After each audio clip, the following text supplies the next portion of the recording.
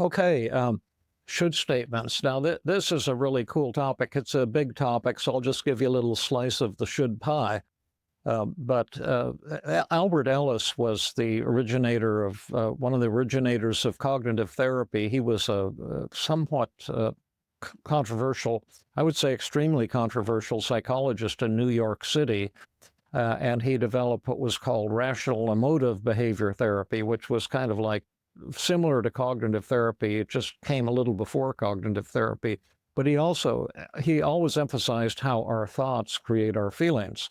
And he was very big on should statements. And he talked about three kinds of should statements that explain most of the world's misery.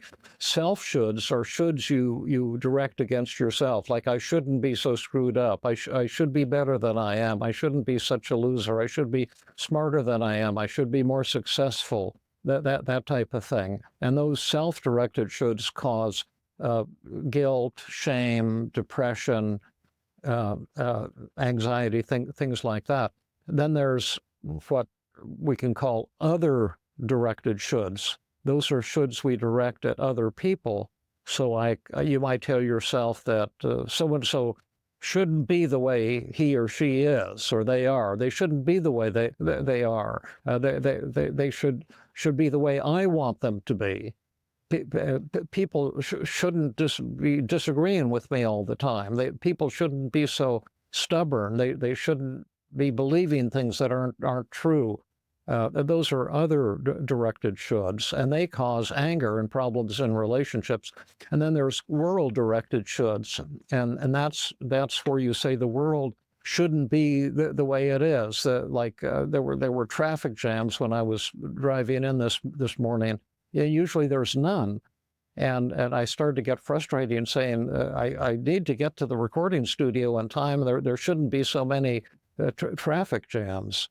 And when you think about it, the should statements are nutty.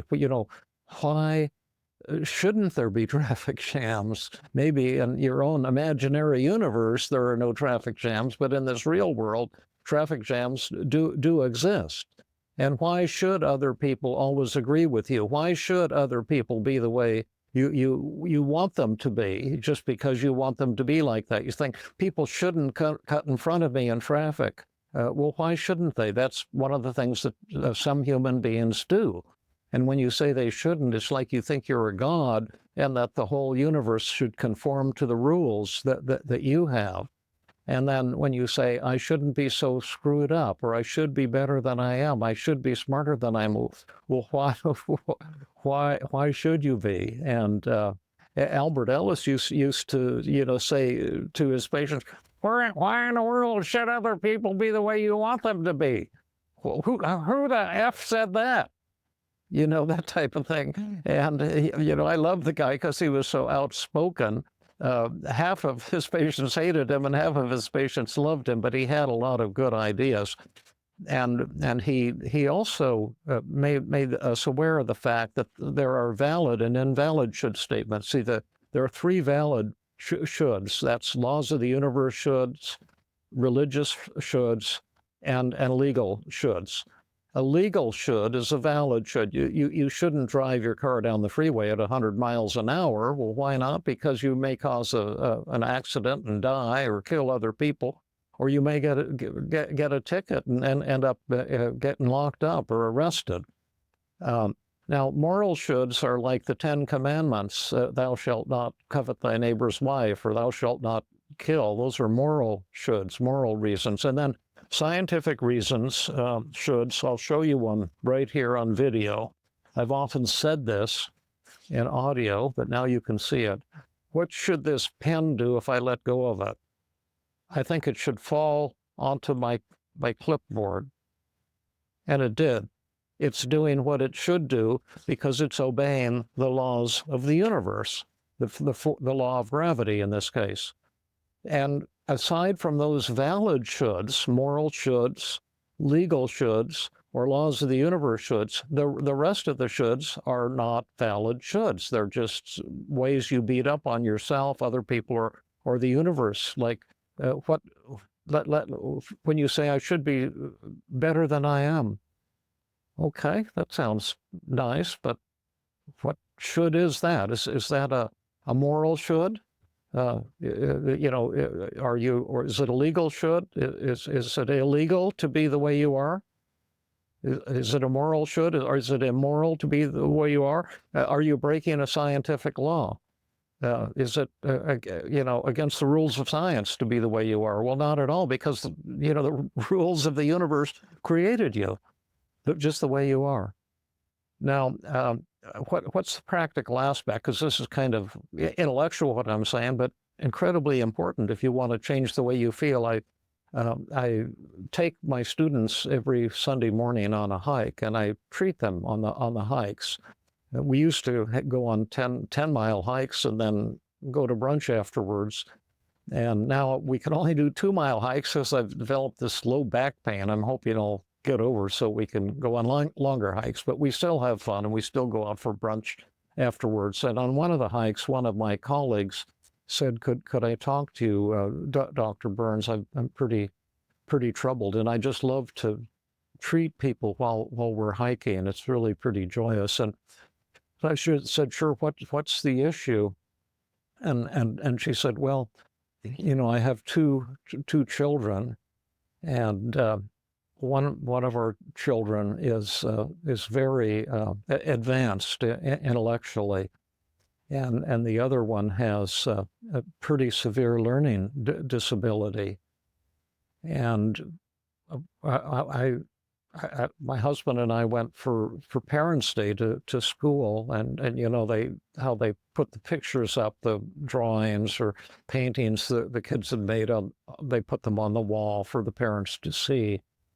And she said, when I saw our son's pictures, I felt ashamed and embarrassed and humiliated because it was so poor compared with the other students. And she said, and then I started telling myself, I shouldn't feel this way. A loving mother shouldn't feel ashamed of her children, her son. And then she said, and sometimes he throws temper tantrums when he's trying to study because it's so hard for him to learn things, and he gets frustrated and throws temper tantrums. And then I get mad at him, and I tell myself he shouldn't be having temper tantrums, and I shouldn't get so angry with him. And so you notice she's got all these shoulds. She's shoulding on herself, she's shoulding on her son, and causing a lot of misery for her. And what was very helpful for her was just to say, what percentage do you think of parents get angry with their children? And she said, I suppose I suppose 100%. So I said, so if 100% of parents get angry with their children, would you say to them, well, you should never get angry with your children? And she said, no, I tell them it's perfectly natural to get angry with your children, or maybe even ashamed sometimes, because it's hard being a parent, and there's a lot in raising a child in a loving and effective way, and we're not always perfect parents. And that was such a relief to her to give herself permission to be ashamed of her son, permission to be angry with her son. Because when she gave herself permission to be ashamed and angry, her shame and anger disappeared.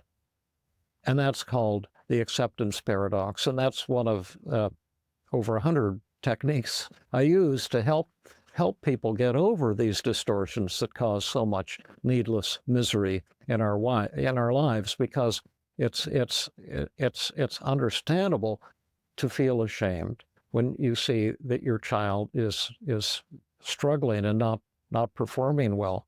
But when you say, I shouldn't feel ashamed, you're doubling your trouble, because now you're ashamed, and you're ashamed of feeling ashamed, and so you're twice as upset. And when you accept yourself, and when you accept other people, life is still not perfect, but you have a greater sense of inner peace and joy and connection with others without all of these shoulds. Now, there's a lot of ways to get rid of shoulds, and we'll cover that in another video. But I might also say, add that we've got a fantastic class in our Feeling Great app on your PhD in shoulds, and it shows you all the techniques and exercises for how to get rid of these shoulds that if you ever should on yourself, do you ever tell yourself, I'm not good enough, I should be better?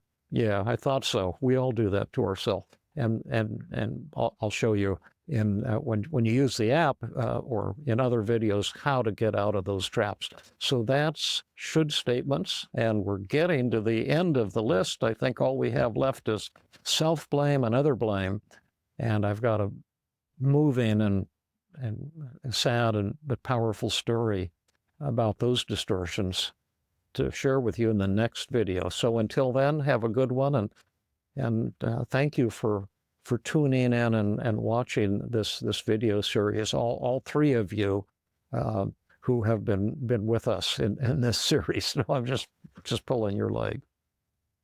There's actually five followers.